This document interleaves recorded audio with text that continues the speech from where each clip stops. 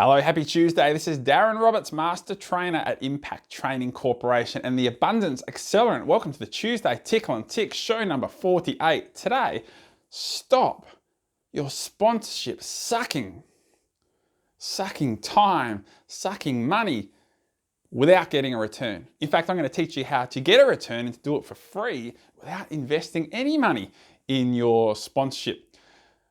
Now, this Tuesday Tickle and Tick topic was suggested by a mate of mine and businessman, Mike Zabo, who owns Marcelina's Pizza at Enfield. So by the way, if you're in South Australia, then hook up with Mike and get into Marcelina's for an order or order a delivery, and you'll be very happy that you've done that. But Mike is a regular supporter of our kids' sporting teams. He has coached for many, many years and continues to do so, but also he sponsors a lot of our cricket teams, both locally, state teams to go to nationals, and has been a massive supporter. Anyway, we were both out there on Sunday afternoon watching our boys play for East Torrens District Cricket Club, taking care of Prospect on Sunday, and we were walking the oval. Mike likes to do a bit of a nervous walk when his son's out there batting. So we're doing a walk of the oval, and this is one of the main ovals in South Australia where Premier Cricket is played, but also where high level SANFL, North Adelaide Footy Club, play as well. So there's lots of sponsorship businesses around the oval with their signage and their sponsorship. And Mike and I had a conversation about that, and we're going through, some suggestions about better ways to do sponsorship. And Mike said, hey, that'll be a good Tuesday Tickle and Tick. So Mike, here we are helping lots of business people with their sponsorship.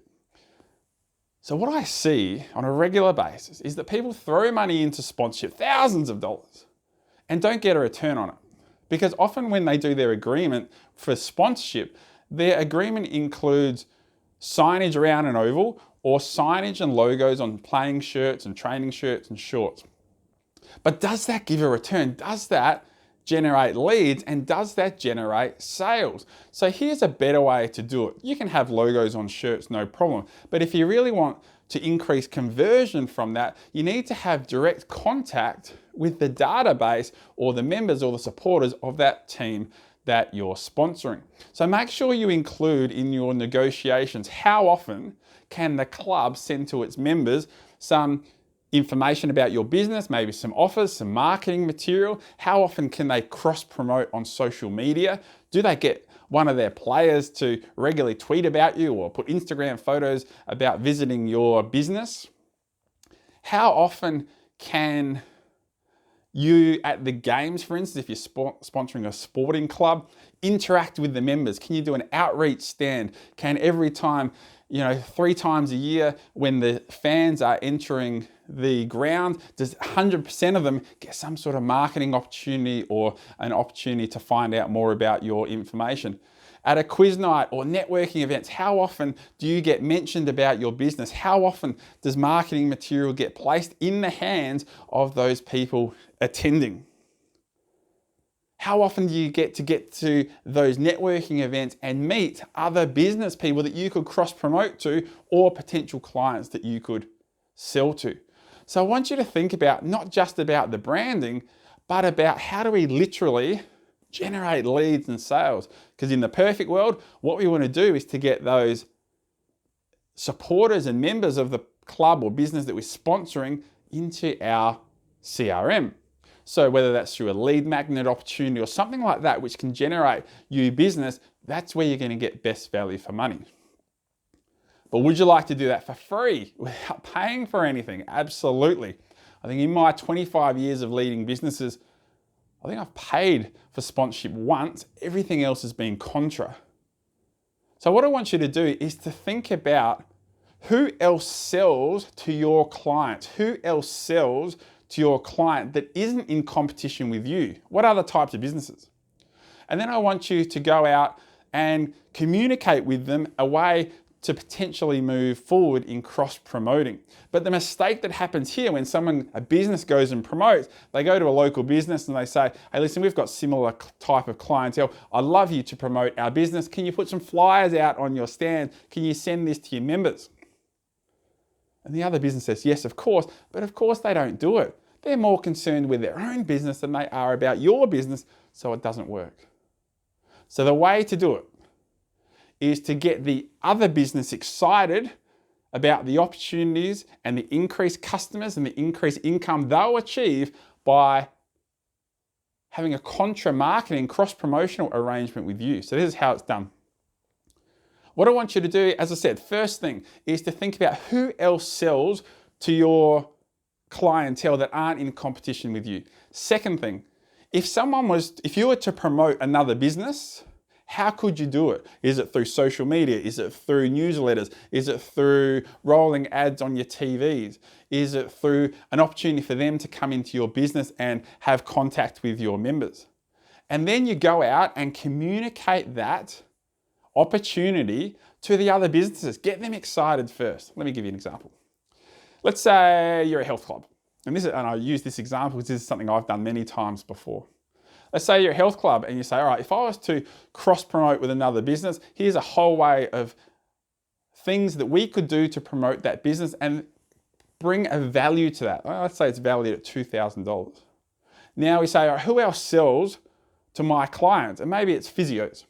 So then you'll go and pick 2 to 5 physios in the local area and have this conversation. You might give them a call and you say, hey, ABC Physio, Darren from XYZ Health Club, we're in the local area. We have 2,000 members, all of which exercise regularly, all of which need physio on a regular basis. Now, currently they're choosing whichever physio they would like. If we could direct them all to your physio, would you be interested in having a conversation about how we can work together? Now, that as other physios going to go, absolutely, because now they're excited about what you can do for them. Then you have a meeting. You find out a bit about each other, you build a bit of rapport. So, gee, if we were to promote you, here's all the ways that we could do it. We can do social media, you can come to the club and do some education for our members. We can promote you in our newsletter. We can do networking events together. We can give a discount for new members to go to the physio. Every new member gets some marketing material, and that's all valued at $3,000. Mr. or Mrs. Physio, does that excite you? Would you like to have that happen? And they say, yes. Then it's a contra. Well, listen, let's make sure we help each other out rather than you paying for that. If you could provide us with the same level of value, if you could provide us with $2,000 worth of marketing about our health club to your physio members, what could you do to do that? And you'd have a conversation. Now, you might go to 2 to 5 different physios and have this conversation and let them all know you're going to choose one to work with on an ongoing basis. So then they're almost all scratching themselves trying to give you as much value for your cross-promotional sponsorship or cross-promotional opportunities so that you're happy. Because if you're happy, they're going to continue to get their physio clinic marketed to you. And then form an arrangement, a dot point of how often you're going to do social media, how often are you going to send something out in a newsletter, and how often are they going to do the same. Make sure it's really clear what the expectations are, and then away you go. Now, this can be for small businesses around the place, but it's also for large. In my time, we've sponsored and had this contra relationship with AFL footy clubs, with the national and international netball clubs, as well as local businesses.